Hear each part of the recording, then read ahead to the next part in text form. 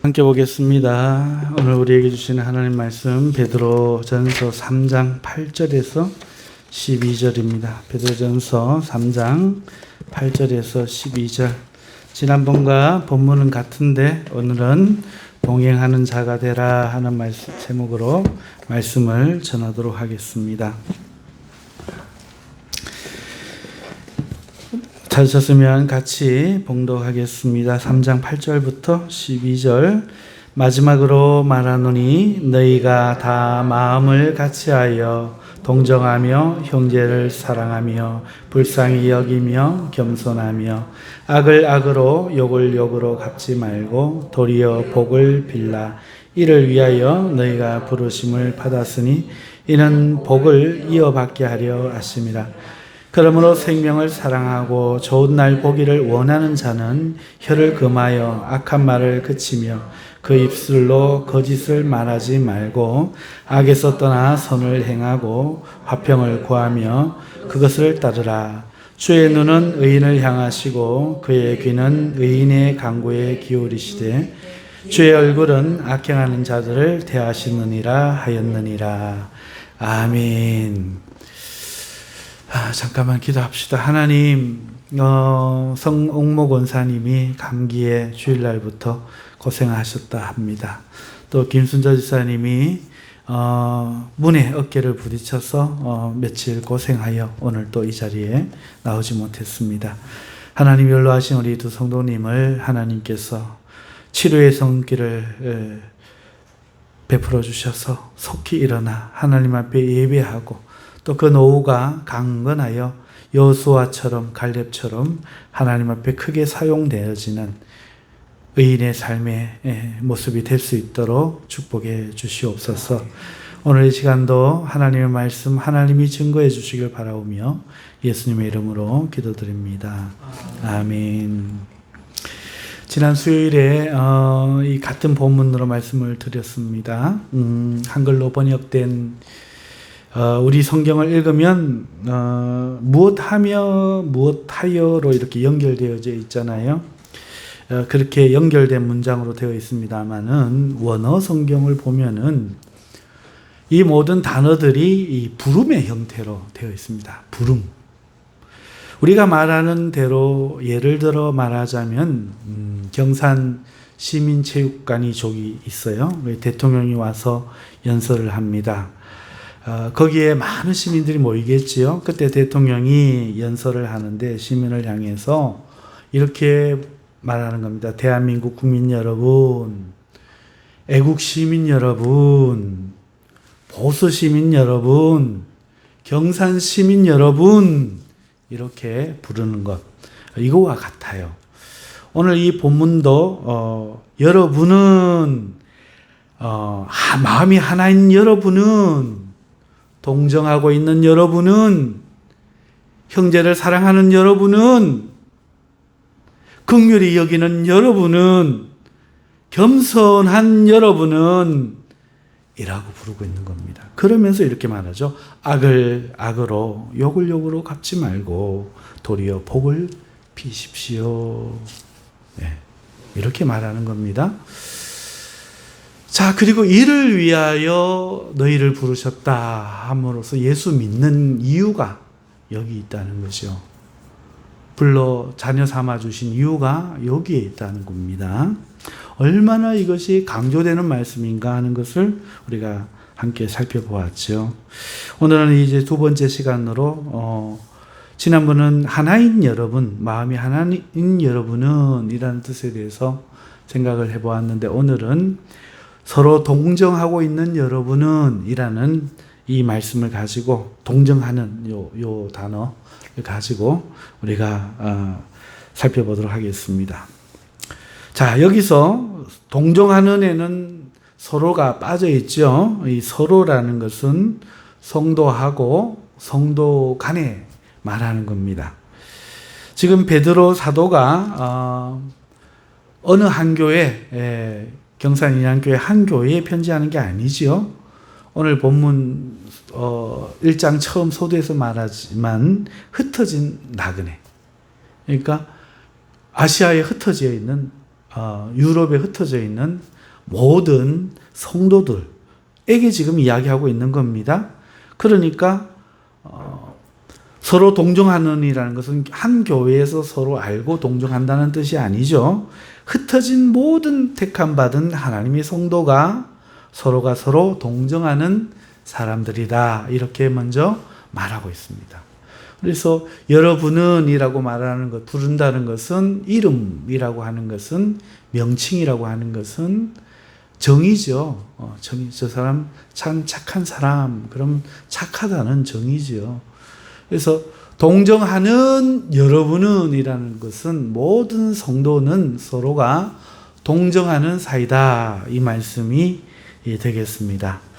그런데 이 말씀을 묵상하기 전에 저는 제일 먼저 이질감이라고 해야 될지, 뭔가 딴 얘기 같다라고 해야 될지, 이런 걸 느껴요. 왜 그런가 하면은, 오늘날 참으로 그런가? 성도가 서로 동정하는 사이인가? 이 생각이 들어 그래요. 오히려 저는 성도와 성도 간의 사이를, 오늘날 성도와 성도의 사이를 볼 때에 동정한다기보다는 좀 비난한다, 껄끄러워한다, 또 이 느낌을 넘어서 조금 혐오감이 있다, 이런 생각이 듭니다. 이게 저만의 생각은 아니지 싶습니다. 안 그런 사람도 있을 수 있겠죠. 그렇지만 꽤 많은 성도들이 성도라는 이름에 어떤 그 자부심을 못 갖고 있는 것 같아요. 어떤 성도라고 말하는 것에 대한 부담감, 거룩한 부담감이라고 해야 될까요? 어떤 부담감, 누군가 자기를 성도라고 말하는 것에 대해서, 그리고 너무 쉽게 성도라고 말하는 그 사람의 모습에 대해서 부끄러움, 반가움보다는 경계심, 이런 거를 느끼는 것 같다. 이런 생각을 요즘 참 많이 합니다. 저희 장로님 다니시는 회사의 사장님이 기독교인으로 알고 있는데, 술을 드시고 또 주일날만 교회 가고 직원들에게 보이는 그 모습이 믿는 사람 같지 않아 괴롭다고 한 말이 갑자기 생각이 나네요. 저기 있는 사모님도 다니는 직장의 사장님이 야비하고 비열하고 모든 책임을 직원에게 떠넘기는 한심한 모습을 보인다고 부끄러워하고 마음 아파하셨어요. 우리가 한때 성도라고 하면은 누가 성도이다, 그리고 앞에 만나는 사람이 나 성도예요, 예수 믿어요 하면 굉장히 반가워하고 기뻐했던 시절이 분명히 있었다는 것을 기억합니다. 여러분 어떠신가요? 저는 분명히 그랬거든요. 그런데 한 20-30년이면 길다고 하면 긴 시간인데, 그 시간 동안에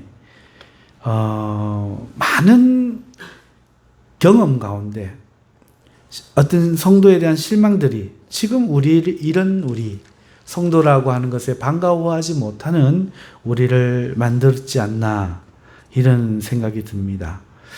또 우리 자신도 누군가에게 혹 그런 나쁜 모습으로 기억되는 것은 아닐까 심히 걱정되기도 합니다.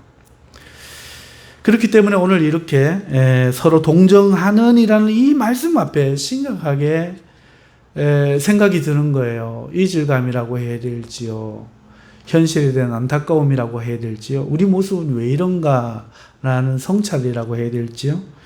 어찌됐든 이 말씀을 생각하기도 이전에 이런 마음이 들면서, 만약에 우리가 심각하게 병들어 있다면 우리의 모습을 아프게 생각하며 이 말씀을 시작하지 않을 수 없다 하는 것입니다. 동정하는 게 정상이라는 말이죠. 자, 말씀을 듣는 가운데 혹 우리의 어떤 그 잘못된 경험들, 이 아픔들이 치유되었으면 좋겠습니다. 그리고 회복되는 은혜가 있으면 참 좋겠습니다. 하나님의 은총이 저와 여러분에게 함께 하시기를 바랍니다. 이 동정하는이라는 이 단어는요, 심파세스라는 단어예요. 이 뜻은요, 동정하는이라는 뜻으로 사전에 분명히 기록은 되어 있어요. 그래서 동정하는으로 번역을 했겠죠. 하지만 이 단어는요, 두 단어가 합성된 겁니다. 먼저라고 하는 쉰하고 그 다음에 파도스라는 단어가 합쳐져가 파데스가 된 거예요. 격에 따라 뒤에 의미가 바뀌죠. 된 거예요. 그런데 이 해석을 하자면은 파도스가 뭔지는 모르지만 함께라는 쉰이 붙어 있으니까 파도스를 함께 가진 이런 뜻이 되죠. 그렇죠? 자, 그러면 이제 파도스 이거는 원래 동사 파사이아노에서 시작됐어요. 파사이아노 이거는 무슨 뜻인가? 이거는 고통받는다. 내가 고통받고 있다 뜻이에요. 그러니까 함께 고통을 받았던 이란 뜻이죠. 쉰, 함께, 내가 고통받는. 나와 함께 고통을 받은, 나와 함께 고통을 한, 같은 고통을 가진 이런 뜻이 되죠. 네. 함께 같은 고통을 받았고 상대가 받은 고통이 무엇인지를 안다는 단어죠. 그래서 서로가 동정이 되는 거죠.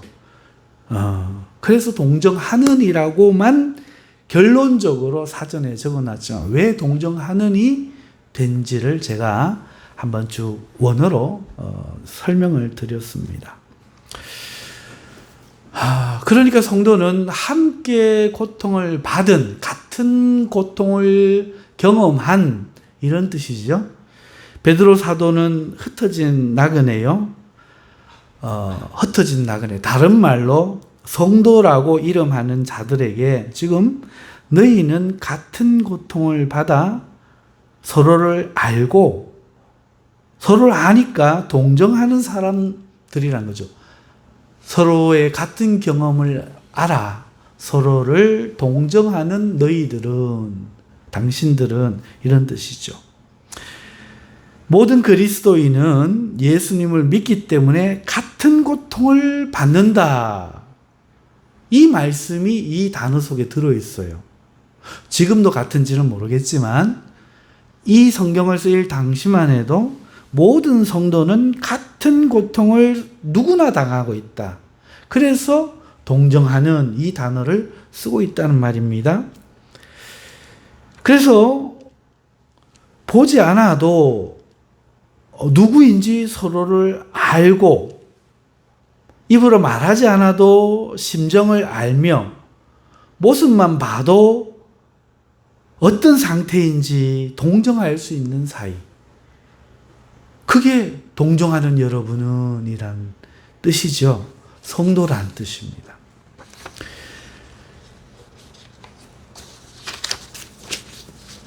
도대체 이들은 무엇을 같이, 어떤 고통을 같이 경험했을까 하는 게 그러니까 본문에 깔려있는 의식이죠. 늘 말씀드리지만 저 해 떨어지기 전에 할 때는 안식일의 해가 있었던 것처럼 동정하는 여기에도 너도 알고 나도 알고 누구나 아는, 아시아든 유럽이든 누구나 아는, 이 시대에는 서로가 통용되었던 성도라고 하면은 가질 수밖에 없었던 그 고통이 있었다 하는 거죠. 그런데 그 고통을 오늘 우리가 살펴보기 전에 먼저 저는 순서를 좀 바꾸어서 오늘날 예수님 믿는 자들이 경험하는 것을 한번 먼저 살펴보는 게 오늘은 좋겠다. 순서를 바꾸어서 적용을 나중에서 늘 이렇게 하는데 오늘 먼저 한번 살펴보고 이때 당시 성도들을 살펴보는 게 좋겠다 생각이 듭니다. 여러분, 오늘날은 사람들이 예수님을 어떻게 믿어요? 어떻게 믿게 됩니까? 그 루트가 어떻게 되죠?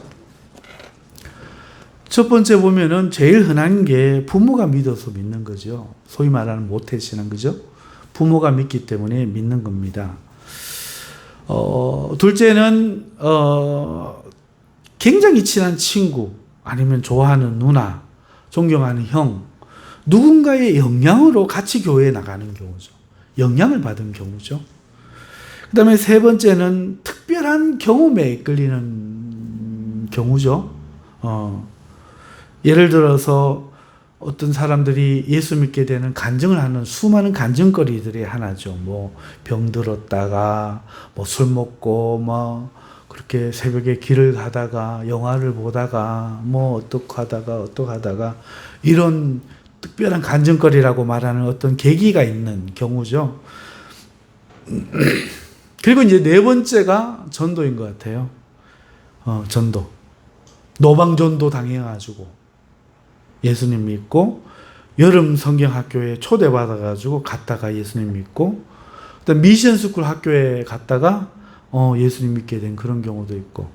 전도가 제일 전 짧게 잡았는데, 이거 한번 물어볼까요? 그 모태신앙들 손 들어보시죠. 모태신앙들 두 사람, 둘, 넷, 여섯, 8명 앉았나요? 중에 두 사람. 그 다음에 친구나 누구의 영향으로 간 사람, 두 사람, 그죠?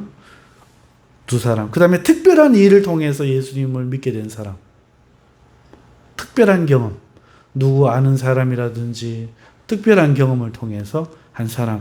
그 다음에 전도를 통해서 간 사람. 한 사람. 보세요. 거의 비슷하게 나오죠. 프로테이즈가 비슷하게 나옵니다.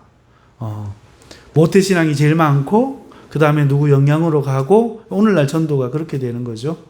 그리고 특별한 어떤 경험, 하나님이 나를 부르신 그런 섭리가 있어서 믿은 사람 한 사람, 그 다음에 누가 전도해갖고 교회 간 사람 한 사람, 이렇게 있네요. 자, 그리고 어떤 경험을 하죠? 오늘 우리 공유하고 있는 걸 지금 이야기하는 겁니다. 어떤 경험을 하죠? 우리가 했던 경험. 예배 출석의 경험이 있죠. 그때부터 예배 출석하는 걸 경험하죠. 처음엔 한 번부터 두 번, 세 번, 그 다음에 금요일도, 수요일도, 새벽 기도도. 그렇게 예배 출석의 경험이 오늘 우리가 같이 공유하는 경험이죠. 그 다음에 그렇게 교회 가서 뭘 경험하죠? 교인들과 가까워지죠. 안 가까워지면 자꾸 남의 교회 갔죠. 교인들과 가까워지니까 나를 알고 친하게 지내니까 우리 교회 갔죠. 그냥 예배는 가는데 말씀은 좋은데 아무도 날 몰라. 그러면은 내 교회 같지가 않죠. 그런데 성도들에게 아주 환영받고 없어서는 안 되는 존재가 됐어. 가까운 사이가 됐어. 그런 경험들. 그 다음에 그러다가 성경 공부를 통해서 진리를 알게 되죠. 아, 성경이 이거구나. 복음이 이거구나. 죄란 게 이런 거구나. 이런 경험들 말이죠.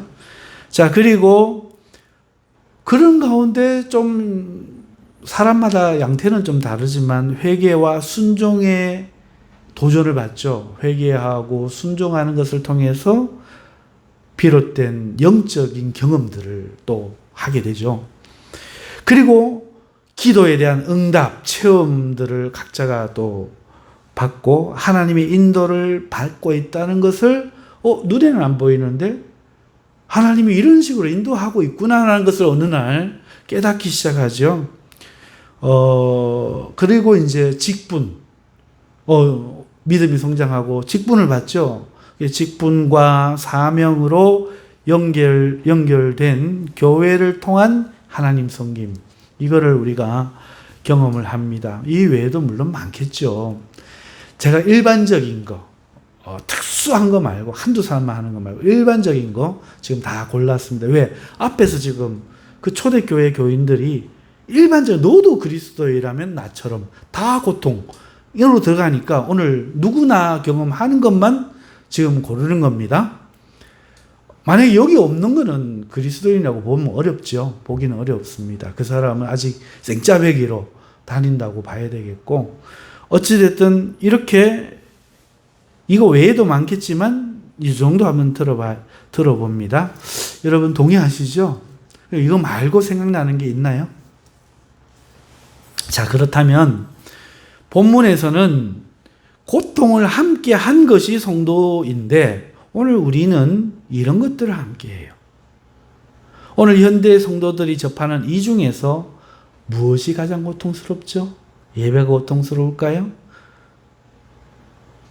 성도들이 가까워져 갖고 자꾸 친교하자고 해서 고통스러울까요? 성경 공부, 영적인 체험, 기도 응답, 뭐가 고통스럽죠? 직분? 다들 힘든 건 있어요. 없을 수 없죠. 다 힘든 거 있습니다. 하지만 명백하게 고통이라고 말할 수 있는, 그래서 서로 동정할 수 있는 게 무엇이 있을까? 제가 볼 때는 크게 없지 않을까 싶습니다. 안 그런가요? 그런데 이것이 그렇기 때문에 베드로 사도가 말한 고통을 함께한, 그래서 서로를 보기만 해도 동정하는 이라는 것에 들어갈까요? 이런 경우라면 오히려 서로에게 고통받는 이 맞겠죠.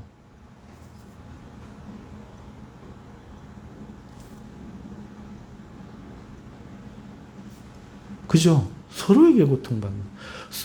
지금 이 세상에서 제가 볼 때 가장 이 교회에서 고통받는 것은 성도들로 인한 고통이에요. 반대하시면 한번 반대해 보세요. 본문에서 말하는 고통과 다르게 조금 전에 말했던 오늘날 현대인의 성도들이 경험하는 그런 경험과 다르게 현대 교회에서 현대 성도들이 접하는 고통 중에 가장 고통은 성도들로 인한 고통인 것 같습니다. 목회자들은 기가 막히는 성도들을 보고 고통을 받고 또 그 이야기를 늘 해요.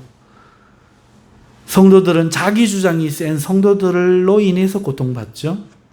자기를 무시하는 사람, 돈 낸다고 마음대로 돈 많이 낸다고 하는 사람, 그런 고통이 주를 이루어요. 나를 대적하는 어떤 성도.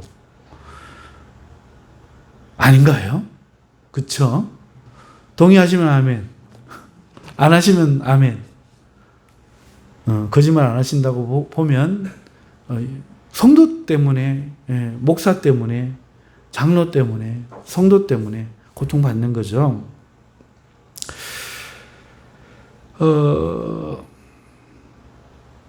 그런데 이 고통은 사도 베드로가 말한 지금 서로 동정하는, 다시 말해서 번역에서 드린 대로 고통을 함께한, 그래서 서로 보기만 해도 동정이 되는 이런 뜻일까요? 아니죠. 이런 경우라면 오히려 서로에게 고통을 주는 이 맞습니다. 서로에게 고통을 주는, 동정하는 게 아니고 평생 왼수가 되겠죠. 그렇죠? 말은 바로 해야죠. 그죠? 말은 바로 해야 되죠. 너와 내가 고통을 주는, 이거를 서로 동정하는이라고 말을 하면 안 되는 거죠. 이 고통은 사도 베드로가 말하는 이 고통은 성도가 성도에게 주는 고통은 분명히 아닐 겁니다. 자, 오늘날 현대의 모습을 살펴보았습니다. 그렇다면 베드로 사도가 편지를 쓰는 이때, 지금 이 베드로전서를 쓰고 있는 이때 성도들이 함께 받았을 그 고통은 무엇일까? 여러분, 이때 성도들은요, 대부분 어떻게 예수를 믿었을까요? 아까 우리 살펴보았죠? 이때 성도들은 대부분 어떻게 믿었을까요? 전도를 통해서 예수를 믿었습니다. 그리고 지금은 기독교가 대한민국의 주류 종교 중에 하나입니다. 그런데 그때는 기독교는 비주류였습니다. 알려지지 않았습니다. 하나님께서는 창세전부터 계셨죠. 그리고 유대인들에게는 아브라함 때부터 알려지셨죠. 하지만 기독교는요, 어떻게 됩니까? 예수님의 오심과 성령의 오심으로 시작하지 않습니까? 그러니까 기독교는요, 모두에게 신흥 종교죠. 신흥 종교. 어느 날 갑자기 나타난 종교. 생소하죠. 여러분, 생소하다는 말은 전통이 아니라는 말로 배격받기 쉽다는 걸 뜻합니다. 네. 자기 절도 한 번 안 가본 사람이 대한민국에 불교가 대대로 있었다고 해서 우리나라 종교는 불교래. 전도해 보면. 자기는 절에도 안 가. 우리나라는 불교 국가잖아요. 이래. 나는 가면 불교 갈 겁니다. 절에 갈 겁니다. 그래요. 여러분, 생소한 종교. 그런데 이 생소한 종교가요, 기존에 그들이 알고 있던 이때 가치관과 다를 때는 어떻게 됩니까? 엄청난 반대에 부딪히는 거죠. 우리 기독교가 들어왔을 때 어떻게 됐습니까? 양반과 쌍놈이 같이 앉았다. 이 문화 때문에 일단 부딪히는 거예요. 두 번째, 제사 안 지낸다. 유교와 부딪히는 거예요. 세 번째, 불교를 배타적으로 대한다. 불교를 인정하지 않는다. 이렇게 된 거죠. 그리고 네 번째는 모든 사람이 하나님 앞에 평등하다. 이래갖고 사회 질서를 전복하고 체제를 바꾸려고 하는 악한 무리들로 인식이 돼가지고 다 죽인 거 아닙니까? 자, 똑같죠? 어느 날 신흥 종교가 왔는데 세상이 말하는 것과는 완전히 다른 길 가는. 그러니까 어떻게 되겠습니까? 듣는 사람마다 뭐지? 이러면서 반대하고 부딪히는 거죠. 이런 상황에서 대부분 성도들이 전도를 통해서 예수님을 믿었다. 이게 무슨 말일까요? 박해가 시작되기 전에 아직 예수를 박해도 안 했어. 이제 알려지니까. 그때 전도를 통해서 믿을 때 어떤 전도자가 와서 복음을 전했겠죠. 그러면 믿었겠죠. 그리고 또 어떤 박해가 시작되고 나서는 대놓고 전도 못하니까 비밀스레 아는 지인들을 통해 전도를 받았겠죠. 어쨌든 분명한 거는 전혀 내가 기독교가 뭔지를 알지 못한 상황에서 배격받는 상황에서 복음을 듣고 믿음을 선택해야 한다는 겁니다. 굉장히 어려운 결단이 있었다 그 이야기입니다. 예수 믿는 것에 대해서. 지금과는 다른 굉장한 결단. 굉장한 결단. 내 생각에도 전혀 생소한 이단의 무리 같아 보이는 소리를 듣고 거기에 가야 되는 결단. 두 번째로는요, 이렇게 결단을 할 때 사회적으로 완전히 자신의 삶의 체계가 바뀌는 경험을 하게 됩니다. 그렇게 예수님을 믿으면요, 복음이 가르치는 바 세상과 다른 노선을 취할 수밖에 없죠. 복음은 세상과 반대거든요. 세상을 사랑하지 못하게 하죠. 예. 복음은 우리로 하여금 하나님 백성이다. 이걸 말하죠. 세상의 부귀, 영광, 세상 사람들이 추구하는 가치관과 다른 길을 제시합니다. 그러니까 노선이 달라져 버려요. 당연히 내 삶의 방향이 바뀌죠. 기존에 따르던 관습을 유지할 수가 없습니다. 큰 결단을 했는데 내 삶을 송두리째 바꿔야 되고 사회 속에서 내 모습이 완전히 분리가 되는 거죠. 전에는 친세상적이었다면 이제는 세상을 스스로 배격해야 돼요. 그리고 세상에서 박해를 받게 될지도 모릅니다. 친세상적이어도 세상을 살아가기가 만만찮은 세상인데 반세상적인 사람이 이 세상에서 살아간다는 것은 굉장히 힘들었을 것입니다.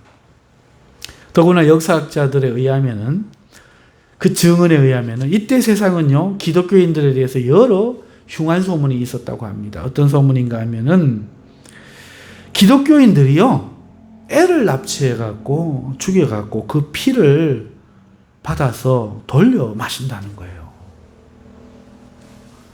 피에 생명이 있다더라. 피에 그 생명이 있다더라. 이래갖고 뭐 만나면은 이거는 뭐 주의 피니 이러면서 막 피를 마신다는 거예요. 그리고 그 모임은 비밀 모임이니까 못 들어가 보고 이렇게 기록만 듣거나 이런 사람들은 그런 오해를 하겠죠. 거기에다가 연인들 사이에나 그 당시에는 연인들에게 쓰는 용어잖아요. 자매, 오빠, 형제. 이래가지고 이 의식 피를 서로 나눠 마시고는 집단 성행위를 한다는 거예요. 막 소리가, 밖에 소리가, 막 우는 소리가 막 나오고 막 그런다는 거예요. 이 신음소리인지 광란소리인지 모를 소리들이 막 들린다는 거죠. 어떤 사람 소리를 꽥꽥 지르기도 하고, 어떤 사람은 아하 하기도 하고, 막 가장찬도 안 한다는 거예요. 거기다가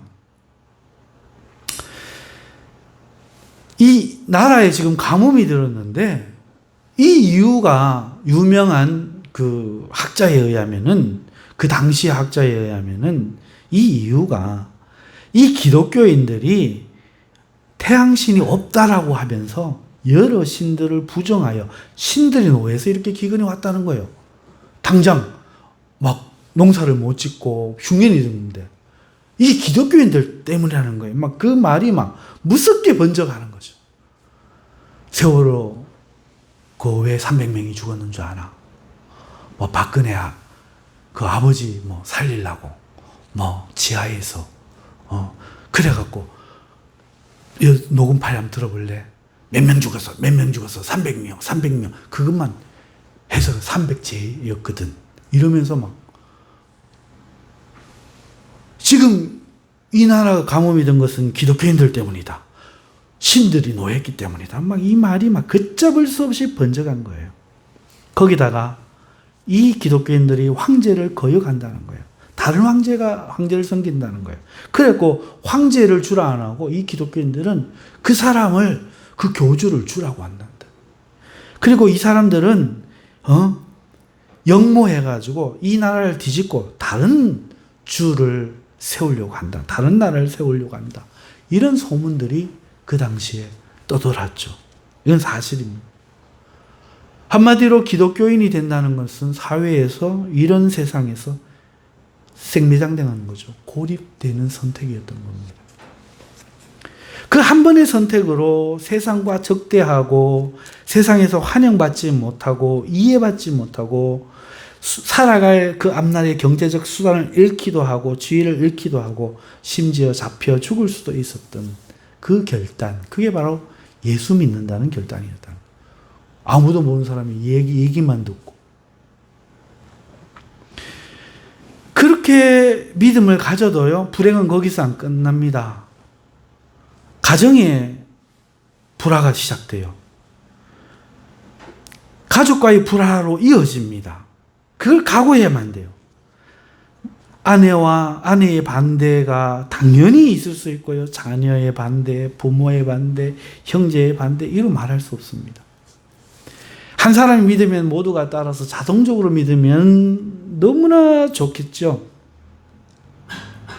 그런데 그렇다고 생각할 수가 없잖아요. 한순간에 믿는 한 사람으로 인해 온 가족이 그때부터 지옥이 되는 겁니다. 지옥이 되는 거예요. 그 한 사람 때문에 온 가족이 가슴 막 치고 조상님이 우리가 뭘 잘못해갖고 그러고 막 예수 믿는 그 한 사람 때문에 그렇게 되는 거죠. 그렇기 때문에 그 당시에 예수를 믿는다는 것은 사회생활뿐만 아니라 가족을 버리고 집을 나와야 되는 그런 일도 생겼다는 거죠. 많은 사람들이 버렸어요. 실제로. 이혼하고 많은 사람이 자식을 버리고 물론 눈물로 기도합니다마는 실제로 예수님도 나로 인해서 부모를 버리고 자녀를 버리고 형제를 버린 자는 복이 있나니 말씀하셨습니다. 실제 그렇게 된 거죠. 자, 여러분, 이 고통이 그들 모두에게 있었다는 거예요. 왜? 같은 시대, 같은 환경에서 살았기 때문에 예수를 믿고 모두가 생계와 가족과 사회와 자신의 앞날의 평안함을 다 잃어버리는 이런 고통 속에 말 안 해도 다 하는 거예요. 다 들어간 거죠. 거기다가 이 예수님 믿는 사람들은요, 일하는 가운데 모여 예배해야 했습니다. 예수님을 믿고도 여전히 먹고 살아야 했거든요. 네. 그러니까 그때는 지금처럼 주일이 있는 게 아닙니다. 주일이 공휴일 아니었어요. 매일 일 마치고 지친 몸으로 밤에 가정교회에 모이는 거죠. 그러면 거기서 성찬하고요, 성경 배우고요, 또 밤늦게까지 기도하고요, 그리고 집에 돌아가는 겁니다. 여러분, 매일 교회에 오라 하면 여러분 어떠세요? 네. 그 어떤 사회보장법도 없던 그 시절에 기독교인들은 남들 다 하는 노동을 하고 일주일 내, 한 달 내, 1년 내 노동을 다 하고 모여 주님을 섬기며 섬기는 것을 배우며 살아가야 했고, 기독교의 가르침 때문에 일을 할 때도 좀 요령 피워서 하면 얼마나 좋아요. 쉬는 날도 없는데 남들보다 더 해야 됩니다.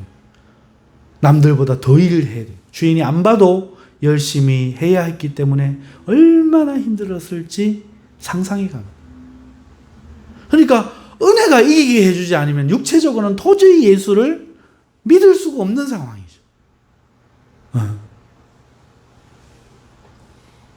교회에 가도 편안하면 교회를 어쩌다 한번 가보겠는데, 가는 순간 모든 게 끝날 볏집을 지고 불섭에 뛰어드는 꼴이 돼버리니 쉽게 교회를 갈 수가 없고, 가면 그때부터 안락 끝 고생 시작이죠. 그래서 이 베드로 사도는 동정하느니라고 말해요. 예수님을 믿기만 믿으면 집안마다 쪽쪽이 짝살이나, 가정마다 깨지고, 자식이 예수님 믿어서 우리 망한다고 원망하고, 먹고 살기 힘들어지고, 친구들로부터 버림받고, 흉한 소문 가운데 처하고, 이런 상황 속에 들어가는 것이 모두가 같았다는 거죠. 이보다 믿는 고통은 아마 더 많았을 겁니다. 제가 이야기한 것보다 더 컸겠지만은 지금 다 알지도 못하고 나열도 못하죠. 하지만 분명한 것은 예수님을 믿는다는 것은 엄청난 고통 속에 들어가는 일이었다는 것이죠. 그래서 베드로 사도는 이렇게 본문에 동정하는 당신들은 이라고, 서로를 동정하는 당신들은 이라고 말하고 있는 거죠. 안 봐도 알고 안 들어도 짐작한다는 거죠. 성도라고 하면, 생각하면 저절로 얼마나 힘들었을까, 얼마나 고생스러울까 저절로 안다는 겁니다. 그런데 나라가 흉년이라도 들면은 얼마나 고생스럽겠어요. 그래서 로마서의 예루살렘 헌금 이야기가 그렇게 중요하게 나오는 거죠. 얼마나 고생스러웠을까요? 제가 이걸 생각하면서 내가 예수님을 믿을 때 무슨 고통이 있었나 한번 생각해 봤습니다. 제가 전도사 아들로 태어나서 요구받는 고통이 있었어요. 전도사 아들은 더 잘해야 돼. 더 인사 잘해야 돼. 예배 더 잘 드려야 돼. 더 정직해야 돼. 공부 더 잘해야 돼. 그때는 그것도 고통이었어요.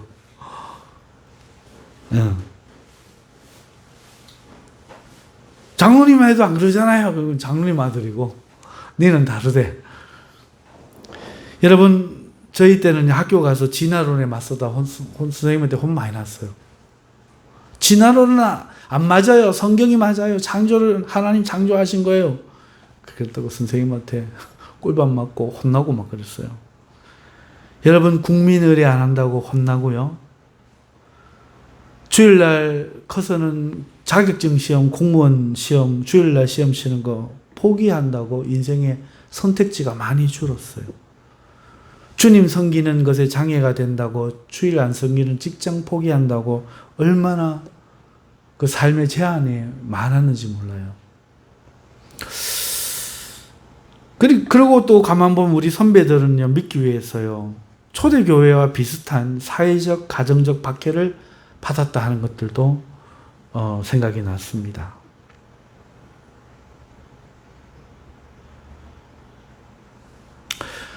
그러면 오늘 왜 우리 성도들은 이상하게 고통이 없을까? 기껏 제일 큰 고통이 성도가 성도에게 주는 고통이에요.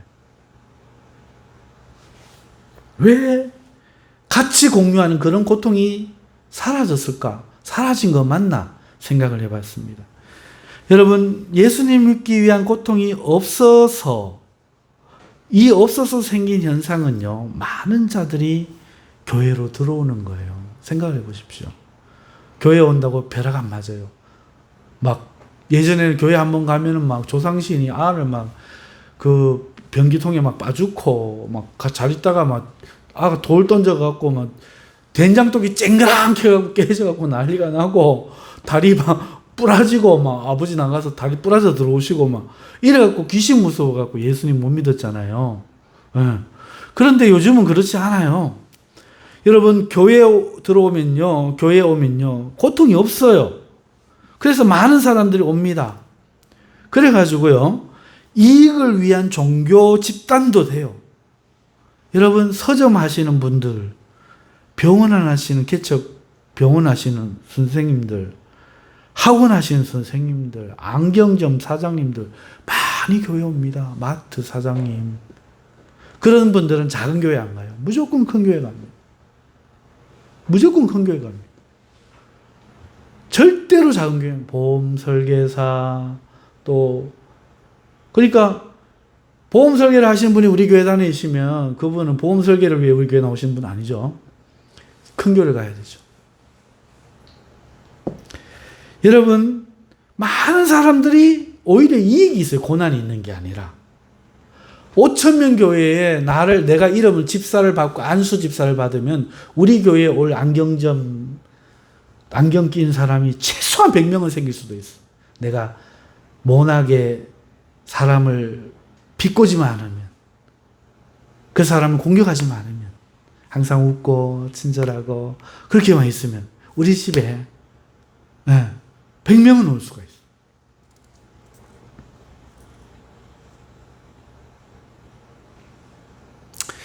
여러분 제가 왜 오늘날 성도로 인한 고통만 있을까? 왜 그전에 이렇게 느꼈던 고통이 없을까 생각을 하다가 오늘 성도들로 인한 고통은 이 이유 때문 같아요. 신앙의 고통으로 이 시대는 연단을 받았던 것 같은데 연단받지 않은 자들이 성화되지 못해서 여전히 인간적인 것으로 교회를 나오니까 인간의 것이 상처를 주는 거죠. 그러면 사람은 말이 맞아야 되잖아요. 그러면 이 시대에는 연단을 받아서 그러면 정말로 성화가 되어서 다른 모습이었습니까? 예. 어떻게 증명합니까? 같은 베드로가 썼는 말씀. 우리 찾아봅시다. 베드로후서 1장. 한 번만 넘기면 돼요. 어렵지 않아요. 베드로후서 1장 5절부터 11절. 5절부터 11절. 우리 한번 같이 읽어볼까요? 시작. 그러므로 너희가 더욱 힘써 너희 믿음의 덕을, 덕의 지식을, 지식의 절제를, 절제의 인내를, 인내의 경건을, 경건의 형제 우애를, 형제 우애의 사랑을 더하라. 이런 것이 너희에게 있어 흡족한즉 너희로 주 예수 그리스도를 알기에 게으르지 않고 열매 없는 자가 되지 않게 하려니와 이런 것이 없는 자는 맹인이라 멀리 보지 못하고 그의 옛세가 깨끗하게 된 것을 잊었느니라. 그러므로 형제들아 더욱 힘써 너희 부르심과 택하심을 굳게 하라. 너희가 이것을 행한즉 언제든지 실족하지 아니하리라. 이같이 하면 우리 주 곧 구주 예수 그리스도의 영원한 나라에 들어감을 넉넉히 너희에게 주시리라. 아멘. 자, 여러분요. 너희 믿음에 지금 이 믿는 사람들이 그 앞에 보면은 그리스도의 신성한 성품에 참여하는 자가 되게 하려고 부르셨다고 지금 말하고 있습니다. 그러니까 너희 믿음에다가 이 덕을 채우라는 거예요. 덕이 뭡니까? 여기서 말하는 덕은 모든 것에 관용하며 좋은 성품을 가지는 겁니다. 오늘날 삶에 지금 그리스도께서 허락하신 이 믿음의 삶에 이루어진 것들에 대해서 흑백으로 막 따지는 게 아니고 모든 것에 있어서 관용하고 좋은 마음으로 더해서 거기에다가 성경의 참된 지식을 더하고 그 지식에 너의 삶에 절제를 더하고 절제에 인내를 더하라는 거죠. 인내에 그것을 참아내는 경건을 또 더하라는 겁니다. 이렇게 하니 너희가 어떻게 된 맹인이 아니고 죄가 깨끗하게 된 것을 기억하는 자가 된다. 이렇게 이야기하는 거죠. 같은 말을 베드로 사도가 후서에서 이야기하는 거죠. 너희가 지금 고통하는 이 모든 것을 너희가 믿음을 통해서 하면서 그 믿음에 너희들이 이러한 것들을 더하라. 지금 말을 하고 있는 것입니다. 그러니까 신앙이 고통으로 연단받는다는 뜻이죠. 연단받을 때 성화가 된다는 얘기입니다. 이러한 신의 성품, 그리스도의 성품에 참여하는 자가 성화잖아요. 참여하는 자가 되게 하려 함이라 지금 말씀하고 있는 거죠. 그러니까 고통 없는 신앙은 망하는 것이죠. 태풍이 없고 바람 불지 않으면 나무가 뿌리를 깊게 안 내리죠. 그래서 어느 날 바람이 갑자기 불면 큰 나무가 뿌리가 너무 약해서 확 넘어가 버립니다. 마찬가지로 오늘 우리의 신앙도 이러한 고통 가운데 신앙이 깊이 하나님께 뿌리를 내릴 수가 있는 것이죠. 그러니까 오늘날 성도가 왜 성도에게 그런 고통거리가 되고 동정하는 사이가 되지 못하는가? 오늘 교회 안으로 들어오는 많은 사람들이 고통 없는, 고통을 감안한, 고통을 수용하는 큰 결단을 한 게 아니라는 거죠. 너무나 편한 결단, 너무나 변화 없는 결단, 너무나 세상에서 반대 없는 결단, 너무나 이익이 동반되는 결단. 그렇게 하니까 거짓 목사들도 막 생기는 거고, 가짜 그리스도인들도 막 생기는 거고, 막 들어오는 것이죠. 그러니까 성도들이 변화되지 않은 심령으로 만나니 예수 믿는다 하면서 상처를 줄 수밖에 없죠. 그런 모습을 보일 수밖에 없죠. 세상의 것을 하나님을 위해서 오히려 가지기 위한 목적이니까. 다 버려야 했던 그리스도의 이 고통이 없었던 거죠. 예수님이냐 세상이냐 이 갈등이 없었던 거죠. 예수님을 붙잡고 놓친 것 때문에 받아야 되는 나의 십자가, 이게 없었던 것이죠.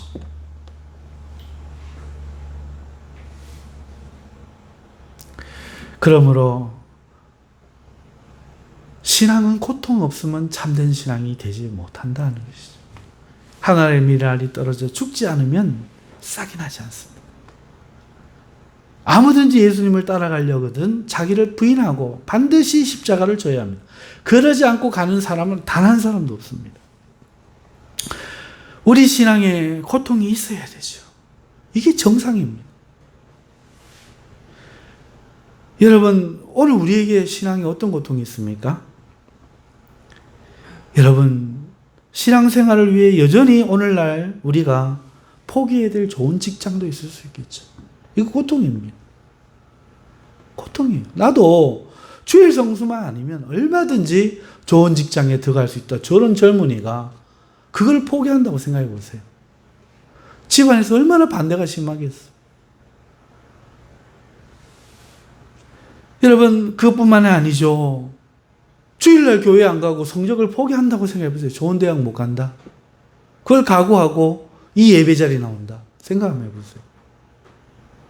요새는요, 믿는 부모님들이 교회를 안 보내요. 하나님 영광 가린다고, 대학 떨어지면. 성경 창세기부터 계시록까지 제가 아무리 못 봐도 10번을 더 봤을 텐데 어떻게 그 말씀 저는 못 봤는지 몰라요. 가난해지면, 병들면 하나님께 영광을 가린다. 어디 있죠? 대학에 떨어지면. 그런데 중직자의 자녀들이 시험 기간만큼은 안 나옵니다. 시험 기간만큼. 그리고 좀 중직자가 아니잖아요. 고등학교 3학년 되면 안 나옵니다. 대학교부터 나와라. 이렇게 됩니다. 그것도, 그런데도 불구하고 교회에 나오는 그 학생들, 그 고통이죠. 그리고 세상의 성공, 수단과 방법 가리지 않아야 됩니다. 만만한 게 한 개도 없습니다. 눈에 불을 켜고 싸워도 이기기 힘듭니다. 그런데 정직하게, 그런데 속이지 않고, 어떻게 성공을 하라는 얘기입니까? 수단과 방법을 가리지 않고 비열하게 들키지만 않으면 되는 정치, 모략, 계략 다 써도 성공하기가 힘든데 언제 어떻게 정직하게 성공할 수가 있단 말입니다. 그래서 우리는 버려야 될 게 참 많죠. 이것도 하나의 고통이라고 생각합니다. 아무도 모르지만.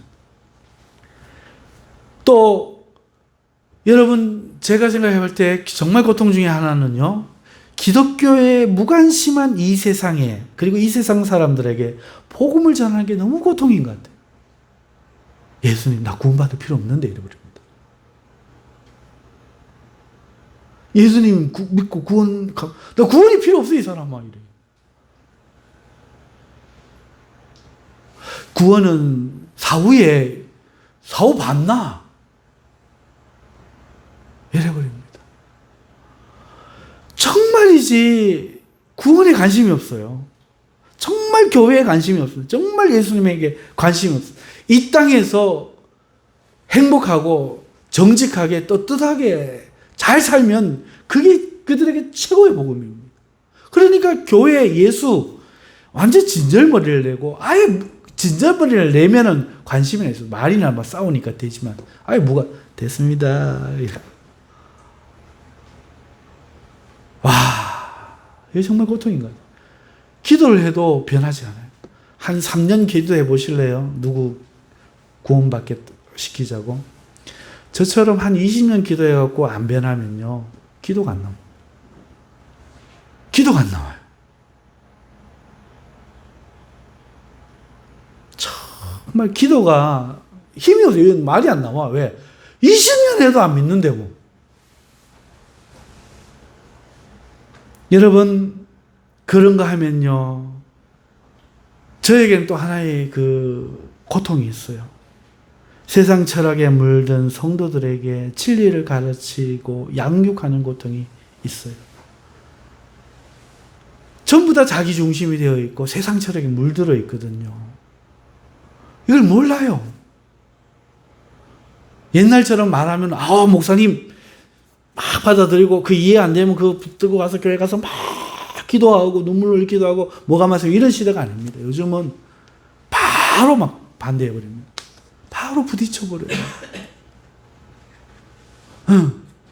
그리고 바로 교회 옮겨버립니다. 우리 권사님 재미삼아 하시는 말이 있잖아요. 교회가 여기밖에 없습니까? 15m 건너면 교회 있습니다. 거리 하나 그런 교회 있습니다. 권사님이 진짜 교회 옮기겠다는 얘기가 아니고 그런데 교회 요새 그러면 안 됩니다. 그래요.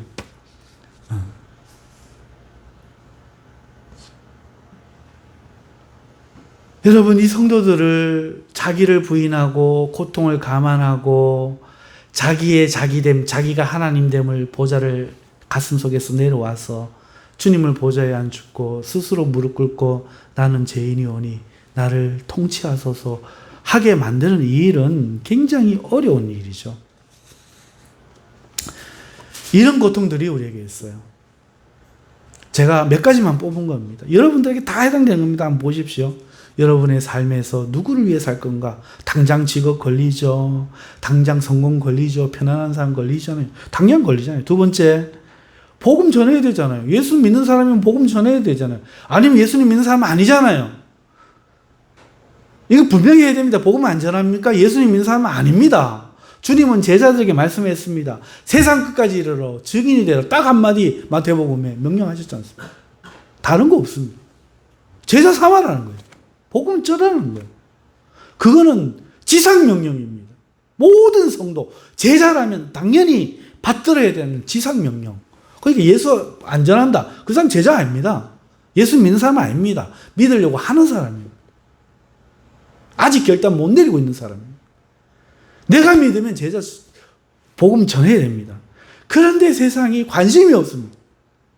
한 명이라도 전해야 전국에 가고 저 한 명 전했어요. 와 죄송해요. 한 명 전했어요. 할 건데 한 명도 없다. 이게 얼마나 힘듭니까? 이게 얼마나 힘들어요. 주님 앞에 섰을 때 어떡하겠어요? 이게 힘들어가지고. 정말 이거는 말이 안 나오잖아요. 주님을 딱 뵀습니다. 드로가처럼 도르가처럼 눈을 딱 떴어요. 눈이 주님하고 마주쳤습니다. 그런데 그분의 명령을 하나도 수행을 못했다. 어떡하게 되겠어요? 그건 끔찍한 거죠. 이게 우리의 고통이죠. 복음 전하는. 세 번째, 여러분 누구라도 믿음의 제자를 훈련시켜야 됩니다. 성도는 직분받은 자는 직분받지 않은 자를, 직분받지 않은 자는 아직 연륜이 자기보다 적은 자를 하나님 말씀으로 가르치고 본을 보이고 양육을 시켜야 되지 않습니까? 제가 이 살 썰었던 김남준 목사님 이야기했죠. 열린교회, 서울에 열린교회, 그 서울이 아니고 어디더라? 이거 갖다 붙였더니 안 붙더랍니다. 방금 전에 4살이었는데 소독까지 다 해가 붙였는데 이거 하나 붙이기 위해서 온몸이 아프더랍니다. 여러분, 성도를 교회에 정착을 시키는 거는 그렇게 아픈 일이에요. 그거를 붙이는 사람이 아픕니다. 온 교회가 그것 때문에 애를 쓰게 됩니다. 이런 고통이 우리에게 여전히 남아 있어야 되죠. 이 고통이 느껴지는 사람들은 오늘 이 말씀이 아멘 되겠죠. 아, 맞아요. 저도 그렇게 살았고 지금도 힘들고 있고 이것 때문에 고생하고 있습니다. 눈물을 흘리고 있습니다. 말씀을 맺습니다. 많은 이들이 영광의 신학이 잘못됐다 말합니다. 그리고 십자가의 신학으로 돌아가야 된다고 말해요. 하지만 제가 볼 때 이것은 메아리 같아 보여요. 메아리. 돌아오는 소리만 있다는 거죠. 많은 교회들이 죽음으로 사는 것을 경험하지 못하고 있습니다. 오히려 망하지 않기 위해, 문 닫지 않기 위해, 죽지 않기 위해 몸부림칩니다.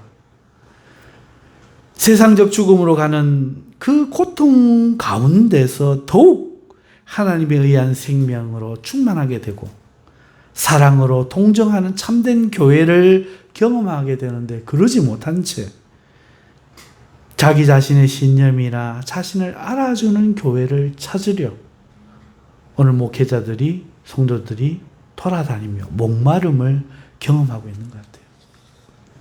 내가 살고자 하는 것은요, 죽는 겁니다. 우리 기독교인으로 치면 자살이에요. 내가 살고자 하면 반드시 죽어요. 그 주님 말씀 아닙니까? 살고자 하는 자는 죽는다. 죽고자 하는 자는 살리라. 할렐루야. 내가 살려고 하면요, 반드시 죽습니다. 나의 확신, 나의 자긍심, 나의 충족은 나를 살리는 길이 아닙니다. 주님을 따르려고 받는 고통, 주님을 인한 인내, 주님에 의한 자기 부인이 오히려 나를 살립니다. 이게 십자가의 길입니다. 이게 십자가의 길. 오늘 우리는 고통이 없기를 기도하지만 그것은 참으로 옳습니까? 오늘 우리는 행복하기를 기도하지만 그것이 참으로 신앙이 맞습니까? 오늘 우리는 성도 때문에 괴롭다고 생각하지만 우리 자신은 참으로 괜찮습니까? 주를 위해 고통도 받지 않고 자기 부인의 괴로움도 거부하고 가르침이나 지도도 거부하며 자신의 노선을 걷는 그 길이 분명 주님 가신 길이라고 확신합니까? 오늘 이 말씀으로 우리의 정체성이나 형제 자매됨이 이해되지 않는다면 그것은 우리가 병들었다는 증표인지도 모릅니다. 다시 말해서 우리 모두는 동정할 수 있는 상태여야 합니다. 동정할 수 있는, 같은 고통을 함께 경험해서 보지 않아도 듣지 않아도 심정을 알 수 있는 상태. 그것이 내가 건강한 상태요. 그러지 않고 형제와 자매가 비난의 대상이 되고 갈등의 대상이 되는 것. 그것은 내가 건강하지 않다는 표현일 것입니다. 내가 지금 주님을 믿기 위해 고통의 삶을 살고 있고 주님 때문에 형제가 안 보아도 고통받고 있음을 확신할 수 있다면 그것은 오늘 우리의 복인 줄 믿습니다. 내가 주를 믿기 위하여, 주님을 섬기기 위하여 어떤 고통을 받고 어떻게 살아가고 있는지, 그리고 내 형제도 그러고 있는지 깊은 묵상이 오늘 필요한 시점이라 하겠습니다. 기도하겠습니다. 하나님 아버지 감사합니다.